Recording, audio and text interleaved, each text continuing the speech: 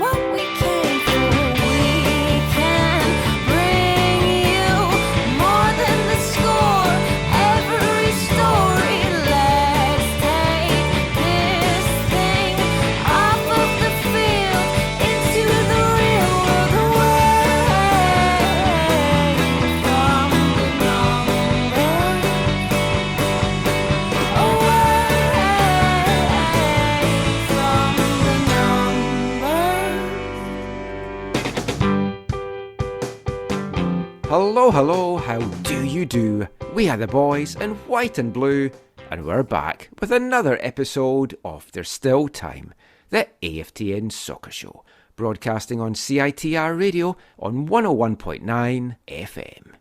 From the unceded Musqueam Territory at the University of beautiful British Columbia. I'm Michael McCall. And I'm Zachary Adam Eisenheimer. And we've got another packed show for you this week. We're going to be talking about a lot of stuff. We're going to be talking about Whitecaps.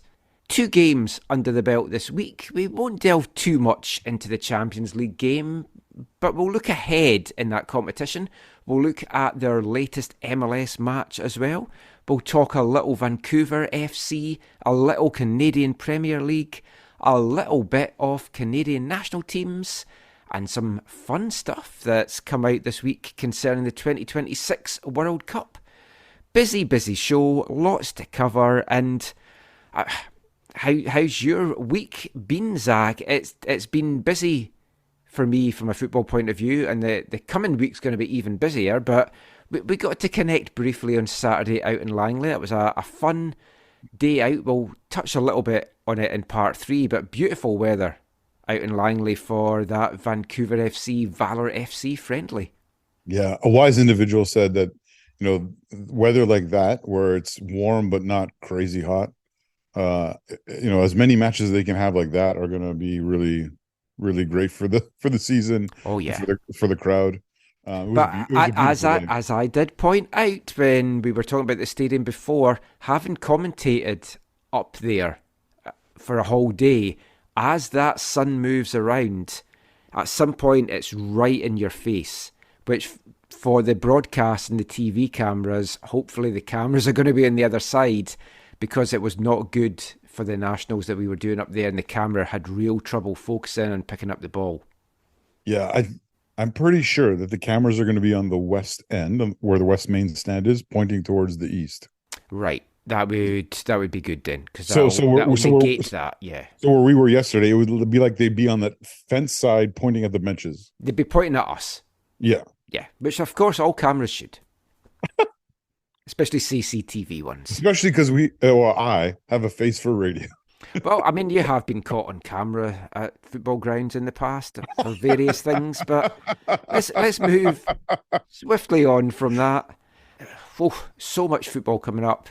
Monday, TSS training begins. I'll be out at that. Then I'll be heading up to Newton Athletic Park on Monday night. BB5 have a chance to win their second straight VMSL title if they can get just a point from one of their last 2 games, and the first one comes on Monday night. Commentating out in Surrey this week as well at an under-17 showcase. And then we've got WFC2 kick-off next weekend. There's the Imperial Cup final. There's another friendly for Vancouver FC. It's just football, non-stop fun. So on Monday, when you go to TSS training, how many hats do you bring with you? How many hats are you wearing? Because you're the owner. Oh, you're the head honcho of AFTN. Mm-hmm. You're the media guy for the club. True. You're a fan. Yep. And you're a grumpy old man. I'm a grumpy old man that hopes to still get that tryout to make the Canadian Championship squad. So you're going to wear all 5 of those hats? Yes. if the ball comes to me, I'm lashing it in the back of the net and showing that I deserve that spot in the 18-man squad or 20-man squad or whatever it's going to be. I don't know about lashing it in the back of the net. To quote our good friend Devin Rocliffe, I could see you lashing in the back of the net. If I lashed it at all, I think my hip might go or my knee, but we'll see how that goes. Let's get into the football chat now, and we're going to start in this part by talking CONCACAF Champions League. Now, we're not going to delve into the Whitecaps game too much. We're not going to delve into the other results. You have to subscribe to our extra podcast that I brought out for that. It's a 52-minute show. We talk about the game. Well, I talk about the game. Bring you audio from Vanni Sartini, from 3 of the other MLS head coaches as well. We look at all the results. But I just wanted to just get your thoughts on the game and the performance from the Whitecaps. 3-2 defeat on the day, 7-3 win on aggregate. I mean, it was comfortable in the end because they played a lot of the young guys. They left 5 guys at home. And, I mean, all in all, it wasn't a bad performance, although there were some horrific things coming out of the defending aspect of it. I think, obviously, the main objective was accomplished, right? They advanced to the next round. One question I'd love for you to find out, and I'm pretty sure I know the answer, but in case I'm wrong, is, and I know when talking about the European Champions League or the UEFA Champions League, however you want to refer to it, you get more money if you win the match, if you win your matches, right? Like there's actually, I mean, you get it for qualifying and winning, and no, but like every match, I know you get more money. Yes, the club gets more money. So I mean, I know with Bayern, like every game, even if they had qualified, they never wanted to lose. They always wanted to win because they wanted to get more money for the club, right? So yeah, I mean, I wonder if in the CONCACAF Champions League, I wonder if that's the same. Like, is there a win bonus for teams? We'll have to look at that. You should find that out. But no, so they achieved the main thing. They advanced. They got, I think, secondly, they got a lot of good minutes for a number of different players. A number of players made their debut. Really, some real positives. I think it's extremely disappointing that you lose that game. I think you should never. I don't like. You shouldn't be losing that game, and you shouldn't be losing the game the way they did. I think I was telling you, I watched it live. I was watching it live right up until the 72nd or 73rd minute, and then I had to leave where I was. Yes. I was like, okay, well, I'll just watch the rest. I'll watch the rest later, the end of the game later, because I PVR'd it on Fubo TV, and I got home, and I got the message. I was like, oh, the game's over. Whatever. And I saw the thing. I was just like, wait, what? It was when I left it was 1-1, I think. Yeah. And I was like 3-2 loss. And like I was just like, that's not possible. And then you were filling me in before I even saw the goals about how unfortunate the marking was once again in the box. So again, they did the job, whatever, but there are some extreme signs of how this feels now no longer like a minor thing. Something needs to be done about how they're defending, especially on set plays. More than set plays, but especially on set plays. I mean, it wasn't even just the goals. There was other instances during that game where the defending was terrible. Yeah. And like 4 minutes in, the first chance for España. And it's like, the one thing you didn't want to do was, and they didn't, to be fair, is if you let España score early, all of a sudden they're like, we could do this. Yep. And if it wasn't for Thomas Hasal, who, I mean, let's give full credit to Thomas, he came in and a couple of maybe shaky moments. We got to see him giving up an indirect free kick for holding on to the ball too long. Yeah, it was which I actually loved to see awarded because it should get called way more often. I didn't love it in the 2012 No, but I mean, rules are rules. Even though One Soccer seemed to say it is the rule, but it's like, no, there's no but. It's the rule. It should be called more often. And so someone said that they timed it. It was like 20 seconds or something that he was holding on to. So I didn't know it was that's long. fair enough. But yeah, I mean, there was that. But I mean, those saves, Hasal had 6 in the first half. Yeah. And that could have been a whole kind of squeaky bum time. No, For the like Whitecaps. watching it again, I thought, oh, you got to the half, it's 0-0, probably should have scored. But for the one thing that was great was, clean sheet. I thought Hasal played great in the first half. I would have never predicted there would have been 5 goals in that second half, and it definitely would not have predicted that. Royal Spain would have come out with more of them. Yeah, and it does turn out. I just checked. The Whitecaps do get ham for winning that tie. It's Honduras allocation money. It's only good on bags of piss, but I mean, if they have another trip down there, they can spend that wisely. Oh my! But I mean that was one of those games. Now Vanni was obviously confident that they could go down and do well, and I was as well. But you're taking a risk, because I thought he would play a young starter team, but just maybe have those guys on the bench in case things weren't going well, and then you bring it on to close down. But you leave them at home, and you leave yourself open to, we've gone a couple of goals down here, and we maybe don't have these guys to tighten things up. That didn't happen, so it doesn't really matter. But we're talking about the defensive lapses, so I did speak to Vanni after the game about that. And I played this audio on our extra podcast, but I did mention I was going to play it on this show as well. So let's just hear what Vanni had to say about those horrible goals given up and the few other close calls defensively. Hey Vanni, congratulations on going through, and a fun game really today.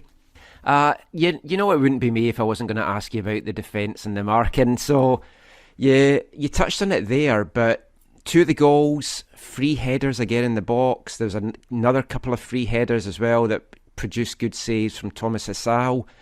How concerned are you about this? Because it doesn't seem to matter what players are in there. These free headers just keep happening. Yeah, I am concerned, of course. And we need to be better. I need to evaluate better what happened today. So they had 2 big boys, very big boys. And it was hard today, but I think the last goal especially was we should have done much better. The first goal was, I think Thomas has been a little bit kind of, I don't know the English word, to be honest. It was very hard for him because of the wind. The wind changed the trajectory of the ball, because actually the defense was okay. It was his ball to get it. And the second goal was a banger, to be honest. Yeah, he stopped the ball. And then so that's, but I agree with you. We need to do much better in terms of positioning, in terms of being aggressive, and in terms of, there are some players that they don't get the fact that if you are zonal, it doesn't mean you're a stick. We need to attack the ball. So Vanni there, I liked his answer to that, Zach, because it wasn't quite the answer that we've had before when I've spoken to him about it, because he says, I am concerned, of course. We need to be better, and they need to evaluate what happened. And at the end of that, he says, we need to do much better in terms of positioning, in terms of being aggressive, and in terms of there are some players that don't get the fact that if you're zonal, it doesn't mean you are a stick. We need to attack the ball. And that's exactly what I said to him for that first game of the season. I was like, but shouldn't they have been running and attacking the ball to the back post and the guy running in? And he kind of had downplayed that. But at least he's coming round to admitting that, I think he just didn't want to throw the players under the bus at that first game, to be honest. Javane Brown in particular. But, I mean, it's concerning, and it raises the question, so what's wrong? Is it the system that is wrong and they're not executing it properly? Or are the players not understanding what their roles are or meant to be in that system? Or, which would be the more worrying aspect, are the players that he has not capable of playing that system? Or is it all of the above? Oh, yeah, it might be somewhat a combination of those factors. Yeah, it always feels like, maybe not always. For me, it has felt like the system Vanni wants to play is only ways I can think of describing in my mind sound kind of really negative. So I don't. I'll say both of them. You can tell me if they're both, but like they're almost too modern, like too modern for the players he has, or too beyond like the MLS kind of level players that he has. Like it's no, too. I think both of those are and again, like accurate and fair. I don't say that to be mean or critical or harsh.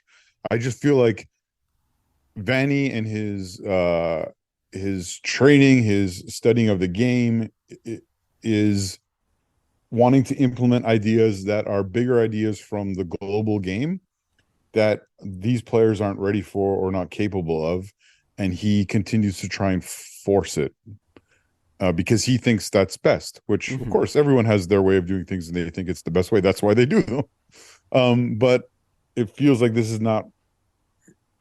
It feels like if he continues down this road without either altering the course somewhat, or the players stepping up, or the players, let's say, implementing what he's asking better, then it feels like it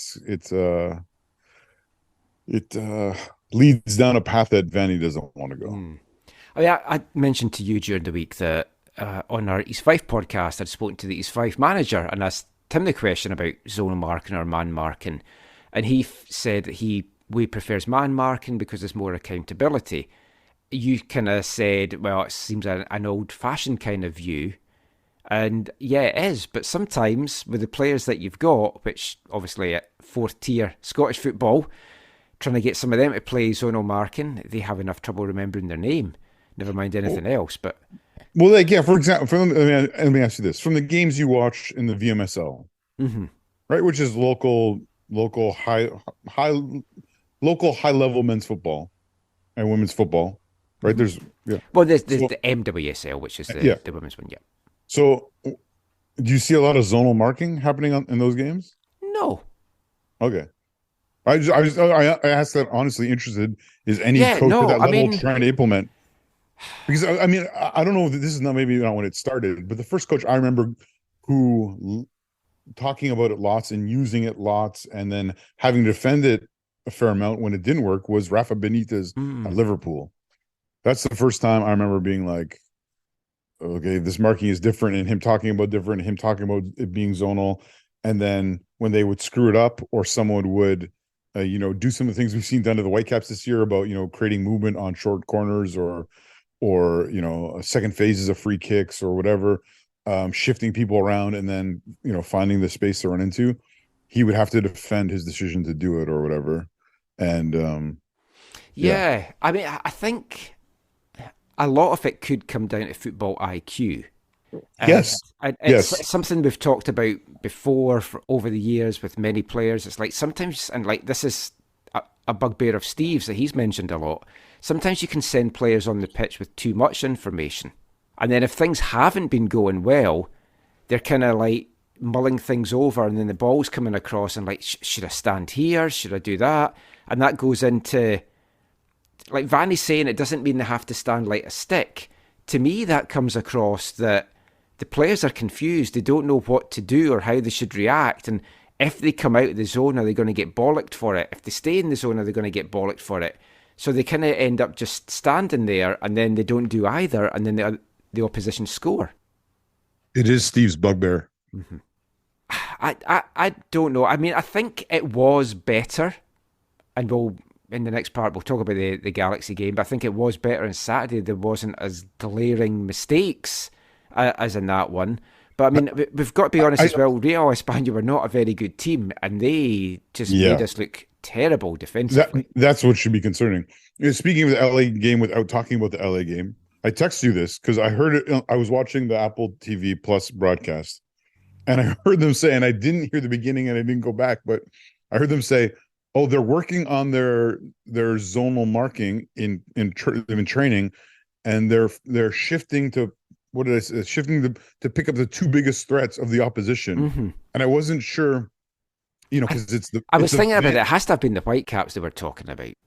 like the Whitecaps were working the zonal marking, because as I said to you, we don't have two attacking threats.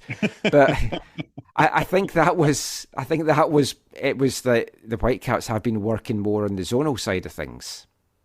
Yeah, well, it's confusing when they're talking about it on the Vanni Derby podcast or match. Yeah. Vanni said, it's like, what Vanni? What Vanni? Exactly.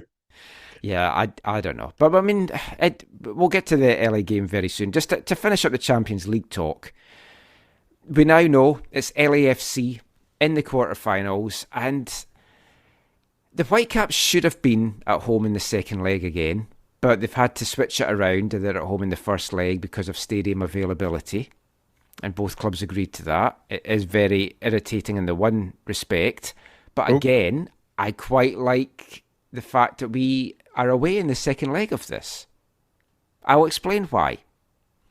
There's been 11 previous meetings between the Whitecaps and LAFC.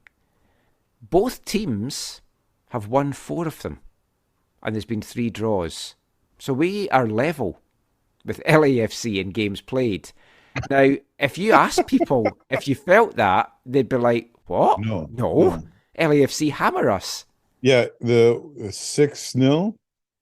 Yep, 6-1. Wasn't there another? Wasn't there another shocking as well? 6-1. Yeah, 6-1. Yeah. I mean, there's been 4 games at BC Place from those 11, and the Whitecaps have won 3 of them, and they've lost 1. In 2 of those 3 wins, they kept clean sheets. So LA, for some reason, struggle big time when they come up here. I don't know if it's the pitch, I don't know if it's the atmosphere, the stadium, everything.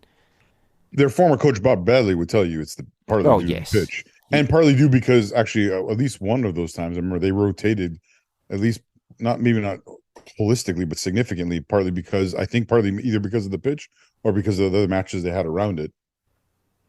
But I mean, here at BC Place, the Whitecaps have a very strong record against LAFC.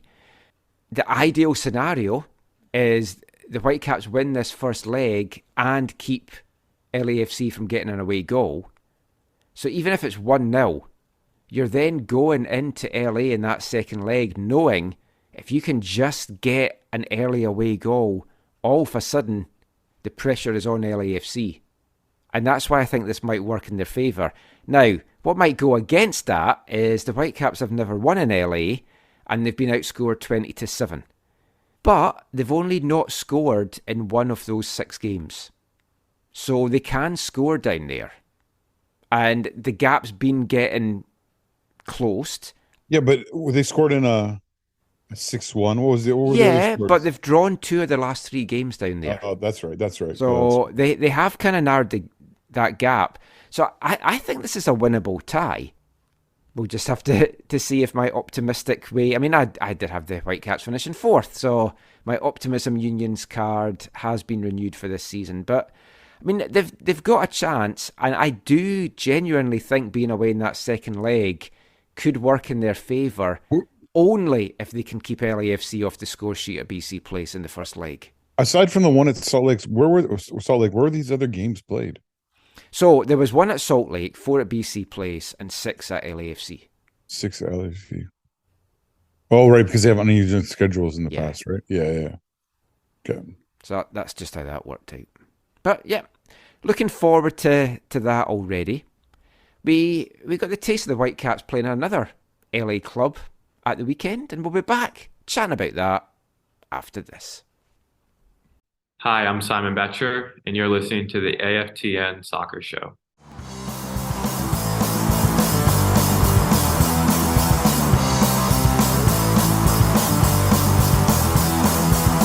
This one's for the rebels with a cause. Glue sniffer snobs, you need a punch in the nose. This one's for the good old boot boys. We're gonna carry on and make some noise. We won't change the world, but we stand proud. We won't change the world, but we don't care. Running through the back streets of this dirty old town, we shouted out, the king's without a crown. This one's for our mates in town. You know we won't be dragged down. This one's for our true friends. I hope the show will never end. We won't change the world, but we stand proud. We won't change the world, but we don't care. Running through the back streets of this dirty old town, we shout it out, we're kings without a crown. Welcome back to the AFTN Soccer Show on CITR Radio 101.9 FM. And kicking off this part, it's our Artist of the Month here at AFTN for the month of March from Luxembourg, the Skinflicks.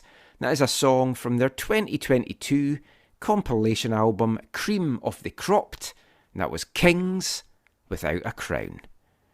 The Whitecaps, Kings of Cascadia. We've sung that several times, Zach, maybe not for a while now, but they're not kings without a crown because they do have their Canadian Championship crown, at least until the next one kicks off. But they are kings without a victory still in Major League Soccer because 4 games played, still looking for their first win of the season. The latest, a 1-1 draw down in LA. So last year, the Whitecaps in their first 4 games had just 1 solitary point to show for their efforts. They did get a win in week 5. This season, they're a point better. But after all the talk, and there was a lot of talk from the end of last season, the build up to this season, about having to get off to that fast start and a better start than they did last year, it's not been ideal, to say the least. And all of this does is just really piled a lot more pressure on their shoulders. Yeah, it totally does. And you gotta feel a little bit, you gotta have some sympathy for them with, all the matches in the short amount of space. And this is not news. We said this from the beginning. This is going to be tough. We talked about how all the others who do this are in the Champions League. This is tough, an incredibly tough part of the season for them. So I felt a little bit bad for them in terms of, I think you could tell in this game a little bit that things were wearing on them, and in particular in some big moments that we're going to talk about, especially with their new number 9. But this is an unfortunate way to start the season, and you wonder, when is it going to come? As frustrating as the start has been, one other thing I'll add, Michael, is that I think they are looking at this after 8 or 9 or 10 games, right? Things are not great in this moment, but I think they will see some signs that are positive and some signs that are encouraging, especially in comparison to that opening. I think it was 8 games last year that were awful. Yeah, well, the first 8 games, they were on 4 points, 1 win and a draw. Yeah. So you look at the games coming up as well, though, and you're thinking these first 8 games, maybe a win and 2 draws could be what they're looking at the end of it. But which would be better than, right? It would be a point better. Don't think that was what they were targeting, I've got to say. But let's look at the latest game, a 1-1 draw. And I've had some interesting discussions with various people about this game this weekend. So I'm curious to get your thoughts on this one, Zach. Personally, I feel it was a good point. Anytime you can go to one of the LA teams and come away with a point, I think that's a good result. But I mean, this was a game that both teams will think, we could have won that, but equally they'll think we could easily have lost that. And I'm sure the Galaxy aren't delighted with a point, but although the Galaxy, I think, had the better chances in that first half, the Whitecaps, for all LA's possession and shots, the Whitecaps had the better actual goal-scoring opportunities in that second half. Yeah, that's probably fair. I agree with you in principle. I think any away game in MLS you take a point or more from is job done. And even more so, as you said, when you're playing in the city of Los Angeles or Carson, as the case may be. So I think in that sense, it's a positive thing. I think it's very, very frustrating, though, Michael, to once again have the lead and give it up. So I think that's a concerning thing for them. But on the other side, on the other end of the scale, I also think they're a little bit fortunate to have come away with a point. and you and I have talked a lot, during the match and maybe a little bit after as well. I still think that their goal in a league that uses the highest level of technology would call Blackman offside on their goal. So in one sense, I think they got to feel fortunate they got under there with a point. Yeah. Let's delve into a couple of the big talking points. So the Whitecaps, they were playing their 5th game in 15 days, and as you said, that's obviously going to take a little bit of a toll on them, but they did take the lead, and it was a well worked goal. Totally. 14 minutes in, a free kick, which, I mean, I don't know if Gold pretending to touch the ball threw off the galaxy or it not. It totally did.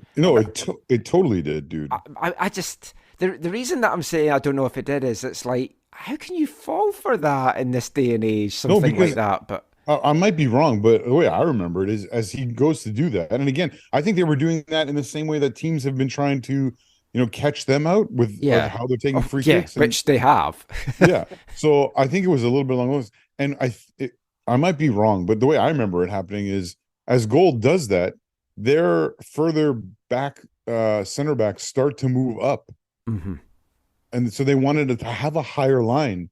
And because Gressel takes it quick is why even though I think it was the wrong decision, why Blackman gets into the space, because he sort of I think he passed those defenders or those defenders passed him, and he was open on the goal side and facing the ball, and he was able to get on the end of it. So I think it had a huge impact on the goal. Credit to them, and Gressel's another amazing delivery. Oh, 4th assist of the season. On the Whitecaps supporters Facebook page, I saw this guy complaining about, Gressel's so slow. And it's like, the dude's got 4 assists this year. He's like the player of the season by a mile. How are you finding any reason to complain about him? Well, Michael, how long do you want the show to be to talk about people posting on Facebook? True. But he has been excellent. But that delivery, pinpoint, and I've got to give full credit to Blackman as well, to lose the guys and to get goal side in them. And just the way he met it as well. Now, we do slightly disagree in this. When I first saw it, I thought it was offside, and I thought it'd get called back. And I was watching the game on Apple, so it was only afterwards I went back on TSN because it's easier to kind of freeze frame it and play it along. So as I freeze frame it, to me, right as Gressel kicks the ball, and this is where it's really hard to tell, it looks like their shoulders are level. You would need the lines, and he's either going to be a couple of millimeters or a couple of centimeters off or on. It's very, very tight. And as I said to you in our messaging back and forth, if your TV pause was the highest level of technology available to us, I'd probably agree with you. However, at this level of football, they should be using the best available technology. Well, you say that. I will state for the record now, I do not want fucking lines coming to MLS drawn on the screen. It pisses me off so much. Let me clarify. I don't want lines how they do them in the Premier League. Yeah. I've seen a few times in there. They're awful. The way they do them in the Bundesliga? I would say I haven't seen that, so that I don't know. Perfect. Okay, yeah, Perfect. The English system you're just like a ball hair, like over, and it's like, oh, that's offside. And that I can't stand. And I know folk will go, well, it's either offside or it's not offside. If you need to draw a line and like have a minuscule zoom in to see if the guy's just slightly off or not, you can't call that. It's got to be, can you see it without all that kind of stuff going on? For me, anyway. Otherwise, it's just ruining it. But I think Blackman was on. But here's the thing. It doesn't matter what I think. It doesn't matter what you think. It does. They gave the goal. Yes. They gave the goal.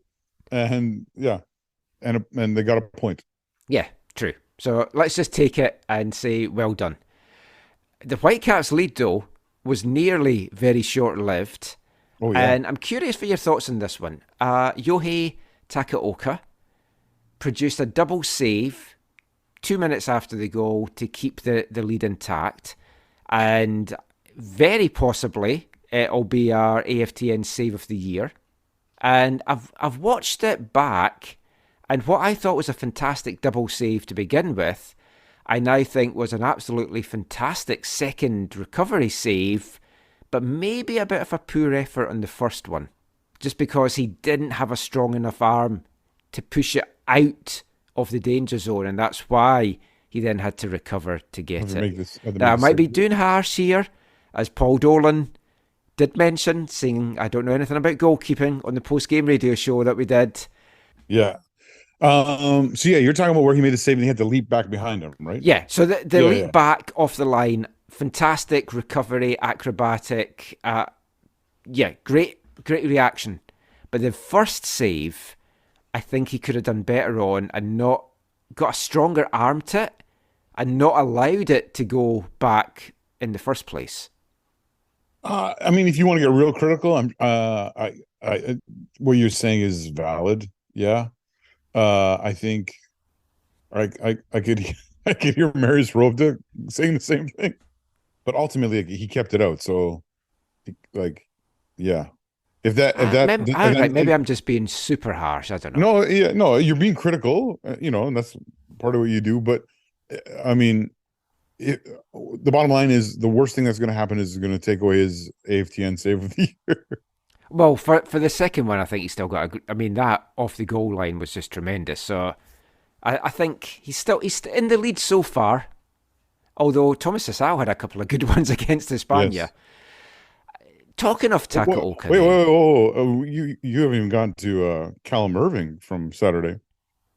Oh, that point blank one that he did, yes. There was two that were top drawer. Anyways, well, we'll come to that later. Yeah. We'll come to that later.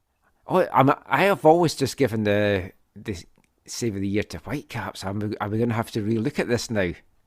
Or are you going to have to individualize the we could have a CPL one and we could have a Whitecaps one. Yeah, there's so much, and then a League One, and it's just so much now. We could have Major League and Minor League. How about that? Isn't Minor League? I believe that's what the Canadian men have called the CPL. You're not biting, okay? Twice did they do that? Is that what you're saying?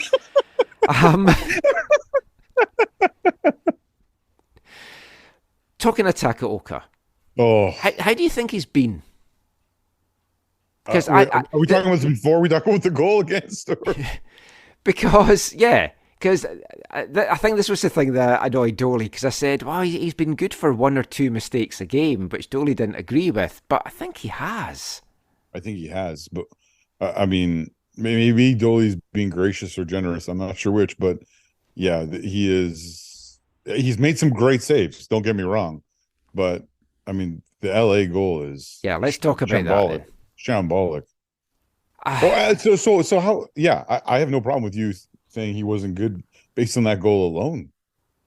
I mean, it was a horrible goal. Yeah, I mean, Edwards, lovely little chip ball into the box, but something 99 times out of 100, the keeper's going to deal with it.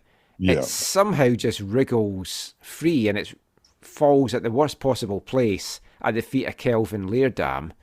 On the post-game show, they felt, Javane Brown will want that one back because he should have been the other side of Leardam. Javane Brown was not expecting that ball to come out. Yeah. I don't think you can pin any blame on Javane Brown at all for not being goal side of Leardam. There was that awkward interaction between I don't blame each other, being like, wait, why didn't you? Yeah. Javane looked very pissed off. Yeah. And I think rightly so. Yeah, I mean, he stops because he's like, oh, the keeper has this. Yeah.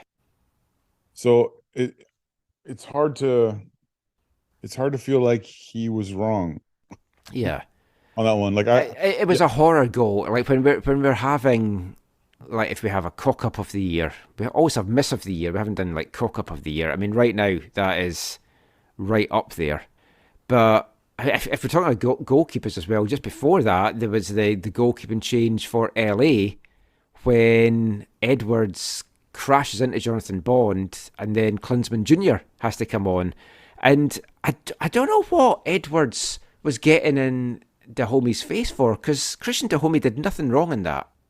Yeah. I don't know if Edwards felt that Dahome had nudged him into the keeper, but it's like... Yeah, that's what it was, yeah. But I didn't see that at all. I thought Dahomey did nothing wrong. At first I thought he was going to get booked for it, and then it's like common sense prevailed. But so, yep, it was all the goalkeeping talk in that first half. In level at 1-1. And then the second half, I do feel the Whitecaps had the better of the opportunities, and they squandered it. I mean, they had a 4-on-3 breakaway about the hour mark that really they should have capitalised on. Mm-hmm. They had a flashing close-range header from Ryan Gauld that came at him very quickly, but was nowhere near the goal, the way that he directed it on. So, I mean, there was that chance as well. But the worst of all, Ryan Gauld, 75th minute, brilliantly plays in Brian White. Klinsmann's coming towards him. Yeah. And it's like, you expect a top striker to do better than that. Yeah, like if you're someone back of the net, but it's like not miss as much as he missed. If you're your coach's perfect striker in the whole entire world, that's got to be a goal. Obviously, he opens up his foot to bend it in at the the far post on the play. Yeah. But Wolf hopefully hits it, which is unfortunate because another positive which you didn't mention from the CONCACAF Champions League game was Brian White scoring a really nice goal. Yeah, fantastic. And I thought, great, he's got this confidence, he's loving these cup competitions. Yeah, it was a very Brian White goal too. And I thought, it's got him in some form, but apparently not. No, we just have to tell him it's a cup every week and possibly he might start to do well. It was just so disappointing. I understand why he hit it when he hit it, because the keeper's way out. He could have taken a touch and rounded the keeper. Maybe he'd have been brought down if he'd timed it correctly, and then they wouldn't have had a goalkeeper, which would have been fun as well. But it was one of those horrible moments that you thought had proved super costly, because 2 minutes later, the Galaxy had the ball in the back of the net. And this decision, I'd like your thoughts on this, because I think it was harsh on LA. Yeah. This was the Joveljic? Yeah. Yeah, to me... The handball that for me was his shoulder. Yeah. To me, again, like I messaged you as we were watching this, I feel like, how come there weren't more camera angles of what happened? Right? Like, that's one of the things, again, when you watch VAR around the world, there's usually like 4 or 5, well, at least let's say 4 camera angles. And I think they only showed 1 or 2 of this in the broadcast, and none of them were from the other side, which would have been the definitive side to view it from, to show that it was clear and obviously the correct decision or the incorrect decision. And it looked like, hey, based on these camera angles that we have, which are not great, we can't actually determine it either way, so we got to leave what would happen on the field. So again, I question MLS and some of their how they're going about using this modern technology, because it feels like they're not using it in the best way. Well, have you seen the Montreal highlights? No. Right. Okay. We'll talk about that at the end of this when we're doing our MLS roundup. If you want to find out about VAR things, don't look it up, because I want to tell you what happened and see your reaction. Oh, I can't look it up? No, okay. You can look it up after I tell you. I just want to see your initial reaction when I tell you what happened. But yeah, I thought it was harsh on LA. LA feels it was harsh on LA, and it would really have punished that miss by White. But I mean, at that point, the Galaxy were trying to commit numbers forward to get the win, but it was leaving them short at the back, and the Whitecaps' quick breakaways were causing a lot of problems.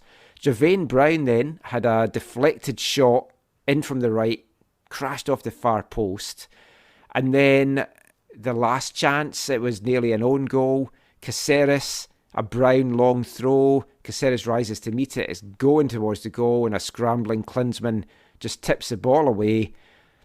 Ultimately, I think a decent road point for Vancouver. A game both teams could have won, both teams could have lost. So, yeah, I mean, I'm happy with it. I know it's not great that we still don't have a win. A couple of other things about this game that I just want to talk about, and one of them is Sergio Cordova, who... Yeah, this is huge. I haven't been very impressed by him so far, but I am keeping in mind what Vanni said a couple of weeks ago, that if you look at the players are all at week 9 of the season, but he's at week 4 in his levels and fitness and stuff like that. So he is still getting up to speed and everything. So I'm trying to keep an open mind with that. I was a little concerned when you looked at his stats that last year in RSL was his best ever year as a player. His most goals in a season. And I said to you when it was first rumoured, is it because he finds MLS easier than Bundesliga? And that was maybe why he'd had all those goals. Was it just the style here suited him? Or the other worry was that his Brian White year, where everything just went right and he was banging the goals in. And interestingly, talking of Brian White, Westsider 13 on the Southsiders forum revealed something a little intriguing and concerning as well, which he mentioned that if you bring up his profile on FBref, it reveals that in the 10 statistical comparisons to him, one of those listed against him is Brian White. So Vanni has gone out and got another Brian White-esque striker in, if you look at those FBref's kind of stats and analysis there. And that in itself is also interesting because the commentators mentioned in the build-up to the game that Cordova was playing the role with White behind him because Vanni had felt that under the system that Vanni wants to play, Cordova can't press enough as a sole number 9, so he has to have that help there. So you've got your DP player coming in, playing a system that maybe isn't suited to him, and he's been your big kind of splash that you've done in the off-season. Now, initially, you're wondering what the injury was. I mean, it looked hamstring, but then you're thinking, oh, hope it's not anything maybe like knee or anything like that. It does look like it is hamstring. The word on the street is he's going to be out for maybe 6 to 8 weeks, which is just a massive blow for him because he's already not up at full fitness. Now he's got to miss these 6 to 8 weeks, come back in, get his fitness levels back up again. So he's still several weeks away, several months away possibly from being the player that the Whitecaps need. And all in all, that's just very, very concerning. You could see, like you saw when he was on the ground, realizing he was injured, pulling his shirt over his head. Yeah, he was just distraught that he knew he was going to miss his call up or not be able to play for his country. Yeah, and when a player pulls the shirt over his head, you also know it's not a nothing good injury. Yeah, and I mean it's concerning for all that I'm saying. I don't know what we've got in him yet. He's the striker that was number 1 in Vanni's list of guys to come in from within the league. Yeah, after Brian White. Well, he already had him. He already has Brian White. Now he's got the 2 best strikers for him in Major League Soccer. But now you're in a situation where you've got Brian White, who's not in great form, as really the only striker. Simon Betcher, I would love to see him get more minutes here, because we've only had fleeting glimpses of him in the first team. Obviously, I watched a lot of him last year with WFC too, but whenever he's had these call-ups and these minimum minutes, he's made the most of them, including that fantastic goal against Real España midweek. Yeah. So, very concerning all round. We'll see how that one plays out. Minnesota up next. It's a tough place to go. They've just gone to Colorado and come away with a 2-1 win at the weekend. I watched the highlights of that just before we were recording this, and Colorado were the better team in that, and they really took the game to Minnesota, but Colorado took the lead, and then Minnesota came, they got a penalty and then got the winning goal. That's going to be a tough place to play, and the Whitecaps don't do well there in Minnesota. They've had 5 MLS meetings in Minnesota.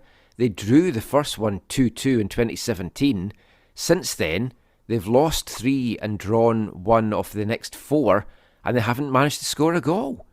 One of the things, though, I think that is maybe going to be in their favour a little bit in this is Minnesota are going to be missing 8 players to international duty, so they are going to be much weaker. The Whitecaps themselves will be missing 3. But right now, I look at this game and I feel you go in, you get another point in the road, and I take that as a good result. Yeah, I think you're, again, anywhere you can go on the road and get a point, I think that's huge in MLS. I mean, football in general, that's like a rule of thumb. Win at home, draw, do better on the road, and you've done well. Yeah. And of course, the problem the Whitecaps have now is they've dropped 5 points from their home games to start with. So that doesn't put things in a great light for them. We're not going to do a big delve into the MLS games this week, but I'll give you the results from the West. So Seattle 0, LAFC 0 in the big game in the afternoon. Bit of a disappointment, really, that one in the end. Yeah. Watch the highlights or the goals of Atlanta destroying Portland, and Atlanta are starting to hit their stride. They're looking really good. They look like they could be dominant again.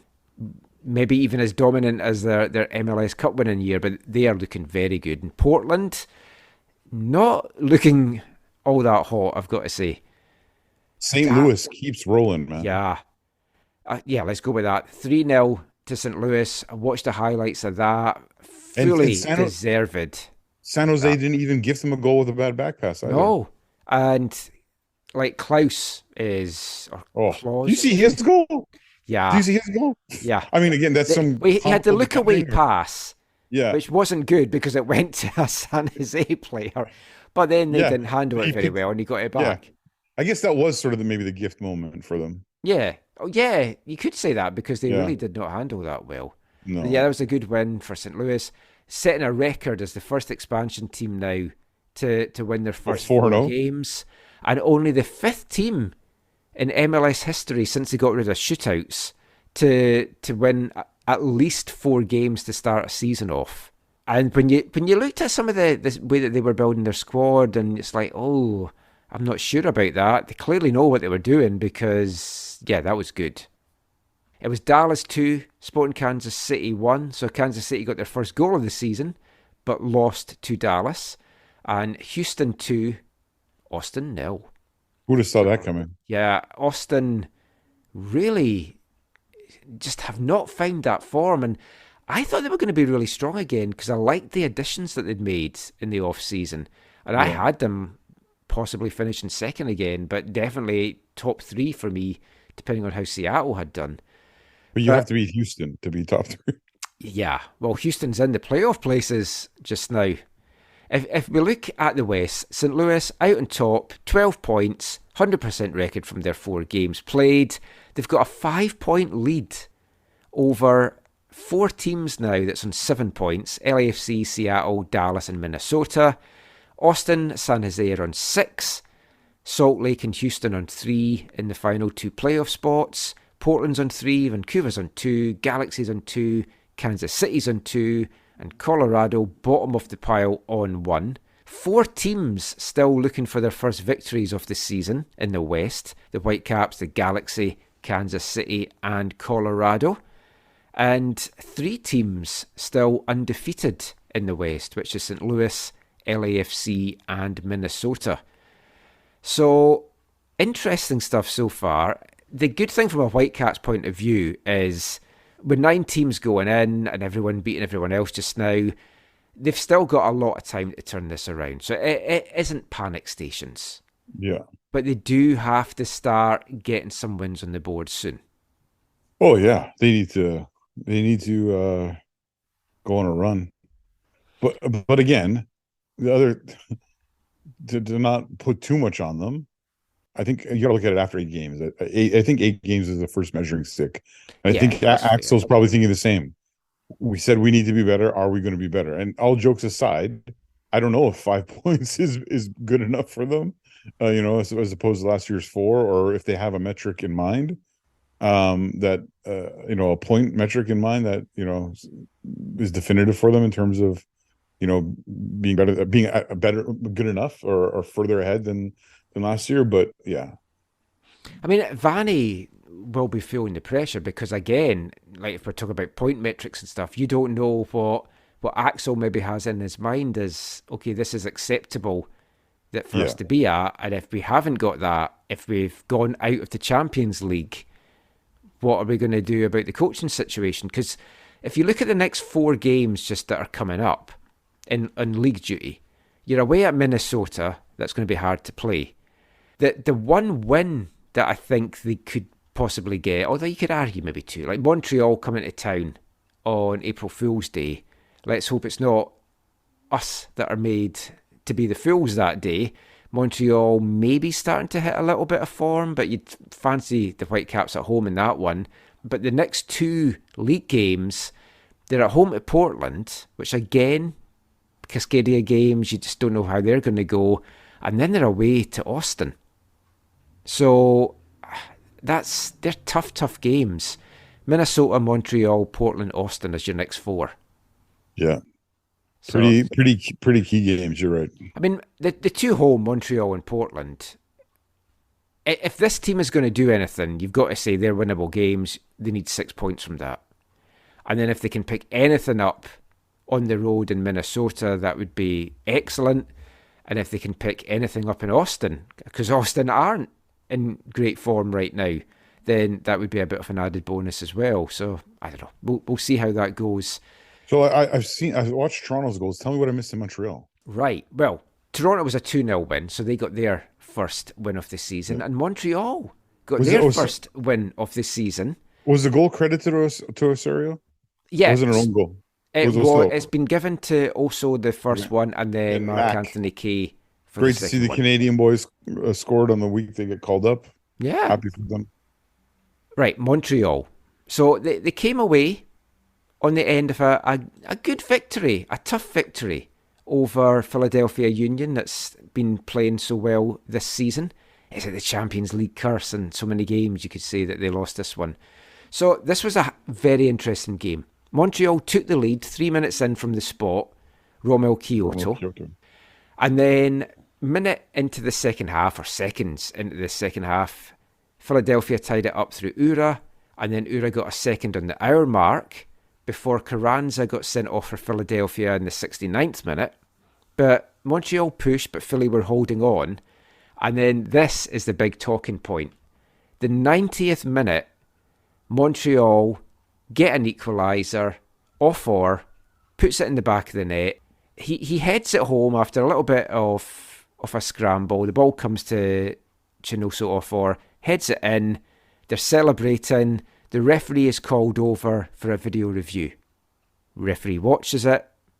It's a long review. 2.5 to 3 minutes. Comes out. No goal. Offside. The game kicks off. The referee gets a note in his ear. Oh, we found another thing that you should watch. He goes back over to look at it. And that's not allowed. At the bottom of a screen, there's the little guy that's playing everyone onside. And the goal gets given. Technically, that's not allowed. Yeah. It's against the rules of VAR. The rules of VAR, once the next play has started, you can't go back. I'm pretty sure it had kicked off. I might be wrong with that. I'll double check because I watched the highlights, but I'd read that the game had restarted. So maybe it hadn't fully restarted. Maybe, because I'm happy to be corrected, but I thought for sure that. Oh no, that if it had restarted, that would have been against it. But the fact that it was such a long video review, and then it's like, oh no, you've missed this guy at the bottom that's playing them on. That's shocking. Yeah. So a very controversial ending to this one, and naturally, depending what team you were a player or coach on, you've got different views of it. For Montreal's Hernan Lasada, he said that the decision was for the beauty of the sport. Whereas Philadelphia's Jim Curtin said, the word shit show comes to mind. Love Jim Curtin. It gets even weirder though, because after the game, Montreal midfielder Victor Wanyama mentioned that he pleaded for a second video review after he was informed by the team's technical staff that Wagner had kept the play onside. And Wanyama said, I went back to the ref to try and complain. I complained to the fourth official. I asked him to just communicate with VAR and also the ref because there was somebody that hadn't been picked up by the camera, so can you check again? The referee was on point, he went back to check and he made the right decision. So after the game, the referee, Nima Sagafi, got asked by the pool reporter to talk about it. So this is his statement. On the initial review, the defender holding Montreal number 9 onside was off screen. After the initial review occurred, prior to play restarting, the VAR discovered an angle that clearly showed that Montreal number 9 was in an onside position when the ball was touched by a teammate. Therefore, the correct decision was to allow the goal. So that was made before play had restarted.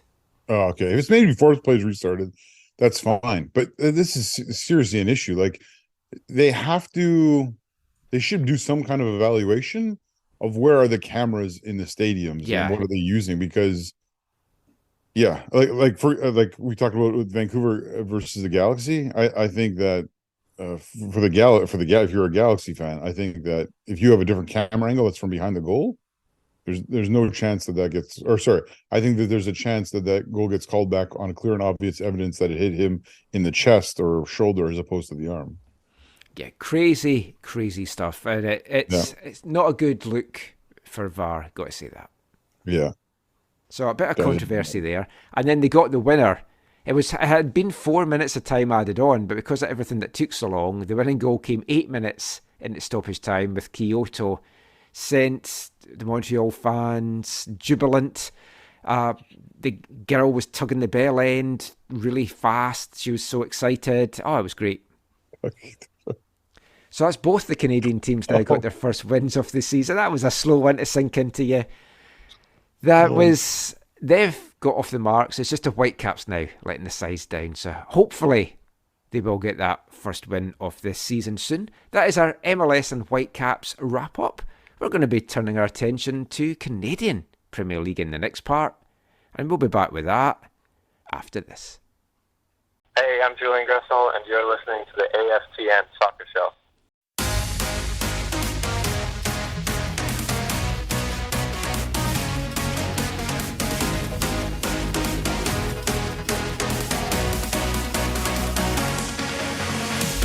Take a ride on the techno train ride. No, take your seat, open up, feel the pounding bass deep inside. Yeah, shaky, shaky, sweaty, sweaty. You make my spaghetti ready. Heat up the sauce, it's a dinner for one. You better walk or die, 'cause we're rolling again. Through the wetlands now, and the nature is bad. And when it's getting messy, we're taking the blood. 'Cause I need you to stay, your mind can go dry. There is a whole new world that you need to explore. It's the sound of the rain that you haven't ignored. We're adding miles to the valley of love. It's all you got is what I want. Destination love, but pleasure up above. You really can't stop the heat. I got lipstick on my feet. Licky, licky, sucky, sucky. Yeah, you make my lollipop candy. Time, go get your dinner for one. You better go solve your face before we too late. 'Cause yesterday at night, grab a piece of the car. Well, when the trace is over, we say us again. Let's waste some time on this end of right. Welcome back to the AFTN Soccer Show on CITR Radio 101.9 FM. And kicking off this part, it's one of our favourite German bands, Zach, Just For You, Electric Callboy, with their song from their 2022 album Techno, and that was Techno Train. Woo, woo. Love the little difference in styles and musical genres that are in all these Electric Callboy songs. Hope you enjoyed it too. Hope you didn't have your volume up too loud for the loud parts there. Yeah, we're going to talk in this part about CPL, new playoff format. We'll get Zach's view on that. But we'll start off with some Vancouver FC chat, because we're not far out now from the 2023 CPL season getting underway. 4 weeks away now from that season opener over in Langford. Should be a fantastic occasion, and a couple of weeks after that is going to be the first home game on May 7th against Cavalry FC out at the new stadium in Langley. So Zach, you've been to a couple of games now. I've been to some training. I've taken in the BB5 friendly. That was a 2-0 win for Vancouver FC. 2-2 draw yesterday against Valor. Their first game against CPL opposition. What are you making of the squad and the team just now from what you've seen? I mean, you see a group of young players who are hardworking, who are putting into place the coach's plan. I think it was very different, the game plans you saw between DB5 and what you saw against Valor. Yeah. Which was really interesting, because I didn't fully understand why they were against BB5. They were trying to play a game of quick balls over the top, but well, especially when the BB5's got a couple of really big boys as centre backs in Eli Guindo and Darren Oshmachenko. Well, I think they were trying to take advantage of maybe the limited pace. Maybe, I don't know. No, but Ellie's that's just because they haven't really scouted him, because Ellie's a fast centre back. Yeah. Well, anyways, this game was much different. The ball movements and whatever was much more like a short pass buildup kind of play. I feel like this is the first time I've actually gotten to see Gail Sandoval play, which is I think why there was much more of a focus on their shorter passing game. I think he maybe got there was some 75, 80-minute run out. Yeah, something like that. But yeah, no, it was encouraging. Lots of good signs. It was a lot of fun.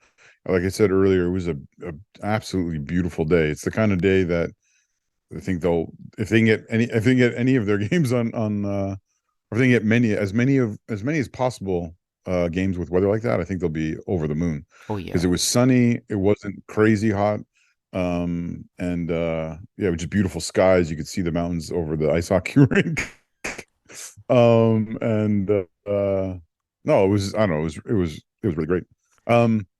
I think encouraging signs are things that are encouraging. One thing was I forgot to ask later. Pele wasn't playing, so I don't know. No, he's away on international duty. He's international duty, yeah. Right? Okay, yes. You've had your first call up without even playing a game. That's why Bakari was playing alongside Rocco Romeo. Rocco Romeo, he's a big lad. He plays a good long diagonal ball at the back too, which that they did use that to reasonable effect in the game as well.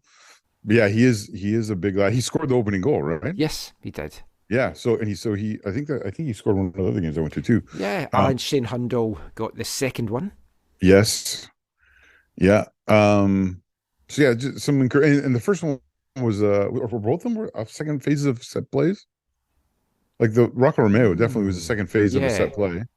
No, Hundles wasn't. No, Hundles wasn't. No, Hundles wasn't. Sorry. I mean, it was a. I thought Valor were the better team in the first half, and I thought Vancouver were the better team in the second half. Yeah, I think you're right.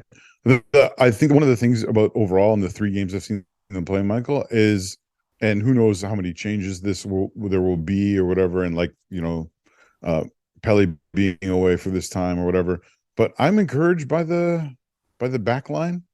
It seems I think that's one of the strengths of the team.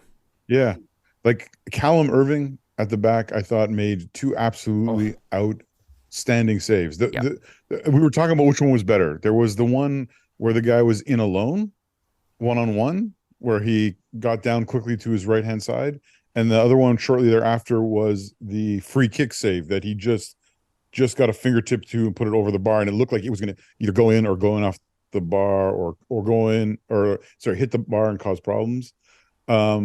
We were talking about you saw both those, right? Mm-hmm. Yeah, from my limited Which view. One was better for you? Which one was better for you? First one for me.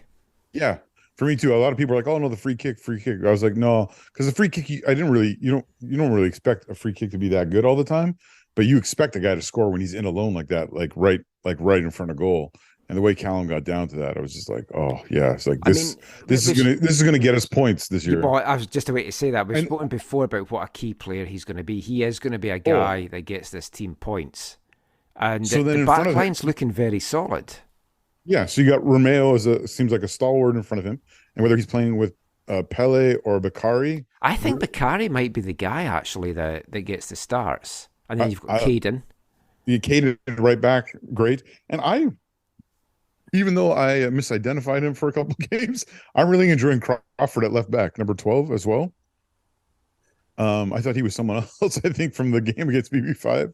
I'm still Or was the learning a game lot of against this Unity? team. Yeah. We were working on that at the game as well, and we got a few updates at the end of the game. It's one of the rare Portland. times when it's the home fans that's going, "Who are you? Who are Yeah. you?" Well, there was a little song for Callum Irving. We know who you are. But no, Well, it was, like midfield, you've got Simmons, who's obviously yes, a converted good. wide player. hmm Yeah, but he's doing great in the middle of the park. Oh, he's excellent. He's looking Yeah. good. As this squad was getting announced and getting built, I was like, oh, I don't know about it. But the more that I'm seeing them play, I'm getting Yeah. quite excited by it. And that's what I think. I think there, and this is down to having a coach of the quality of Afshin, is that you have the sense, and when you talk to people on the inside, that they're really gelling together as a group. Like they're really wanting to like play for each other, and that I'm really excited about how it's coming along. Well, I told you before, I think we spoke about this in the show, but from what I've seen at training, he's doing so well with this group, and from just chatting to some of the players, they feel this is some of the best training that they've had, especially the guys that's been elsewhere in the CPL. So, I mean, it's all starting to take shape. There's a couple of things I am a bit disappointed by. I'm not going to sugarcoat this.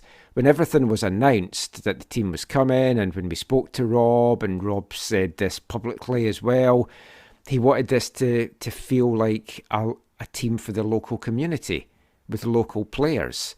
And for various reasons, some of it being maybe salary demands of some of the local guys, it's not been easy to get this local talent. So this is a squad primarily built not on BC players.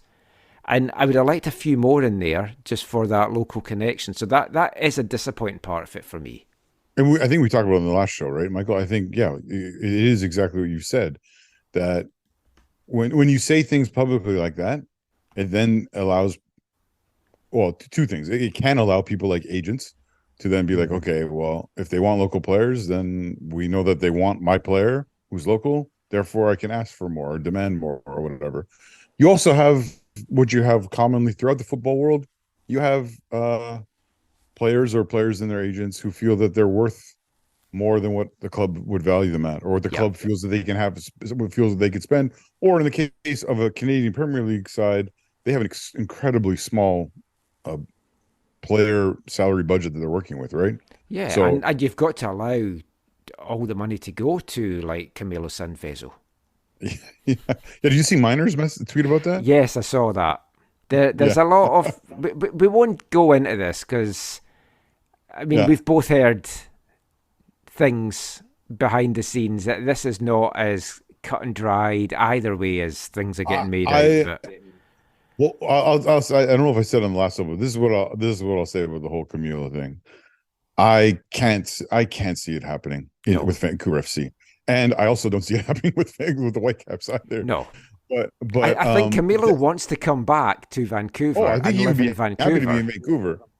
Yeah, but I don't think either situation is going to suit him or provide him what he needs or wants. And so I would be absolutely shocked. Like when this was first brought to my attention, I was just like, this is not happening. And then as it got talked about more and I learned more about different elements of it, I'm like, yeah, okay, there's a chance it could happen, but I still don't think it's happening. Well, one thing that people seem to have, or two things really that people seem to have forgotten that are thinking, oh, this can happen, is you've got a maximum salary in the CPL, and you also have a maximum number of international overage players that you can have. Yeah. So those things, unless things change, are going to go against this happening, you would think, unless Camilo's like, oh, I just want to live in Vancouver, I'll come and play for peanuts. But yeah, that was just a little fun aside, I just wanted to throw in a positive, I would say, from the two friendlies that I was at, the BB5 game and this one, was the turnout.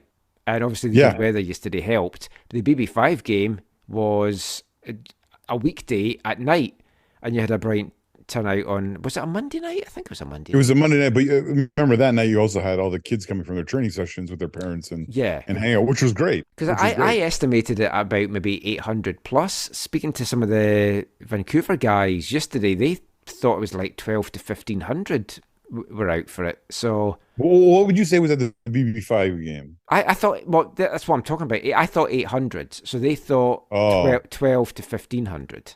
Yeah, I was gonna I would say lower than that. How much do you think? How many do you think were there yesterday? Well, that's what I was going to ask you. I thought that was a good because there's no yesterday. grandstand, right? Yeah, I thought I would say no less than 500. Yeah, I thought 6 to 7 maybe. Yeah, but that was an excellent turnout. You had folk all the way around. It was an exciting game of football. It was good. The kids got to go on the pitch after and sign autographs with the players, and the players spent a lot of time mingling with the fans. So that's what they need to do to build this community spirit up. Did the players think you were a kid seeking autographs when you went on there? Well, no one came and asked for my autograph. I was disappointed in that. Yeah. We didn't talk about the equalizer, which was unfortunate from a Vancouver FC. Well, I was going to mention that. Yes, from a local perspective, it was you talked about BC players. Yes, so Valor had a couple of guys with BC connections. Jordan Haynes, not a BC lad, but obviously spent a lot of time here in BC. Always good to watch Jordan play. Highly appreciate him, and I'm happy that he's got a next chapter in his footballing career in Winnipeg, and looking forward to seeing how that goes for him. And I said to him before the game, I said, "It's so good to see you, and it's going to be so awkward wanting you to lose." Well, funnily enough, after the game, I spoke to Marcello Polisi, and I said, "Oh, it's great to see you. Haven't spoken to you for a couple of years." Because I kept meaning to speak to him. I said, "I'll chat to you," like when he's at Halifax, and then I just never got round to doing it. So spoke to him after the game, and I said, "Good luck for this season, but I hope you get hammered by TSS in a couple of weeks." What did he say about that? He just laughed because obviously he spent 3 seasons with TSS, and they're a big part of his career journey, and he's a big part of theirs, as his brother Matteo, who was playing on trial for Valor yesterday and scored that equaliser. And it was a pretty stunning equaliser, and he really enjoyed it. Michael, am I wrong would I be wrong to say that I'm not the only person who's mistaken the brothers for each other? Very possibly, yeah.